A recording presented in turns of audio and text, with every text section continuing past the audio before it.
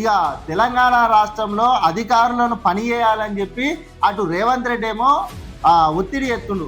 మీరు మంచిగా పని చేసి ప్రభుత్వానికి మంచి పేరు తీసుకురావాలని చెప్పి రేవంత్ రెడ్డి ఏమో ఆడ గొప్పలు చెప్తుండ్రు. కానీ అధికారులు ఏమో సమస్యలు ఉన్న పనులను పక్కన పెట్టి వాళ్ళకి జేబులు నింపుకునే పనులు మాత్రం తొందరగా చేసుకుంటున్నట్టు ఇది తెలంగాణ రాష్ట్రంలో క్లియర్గా కనబడుతుంది.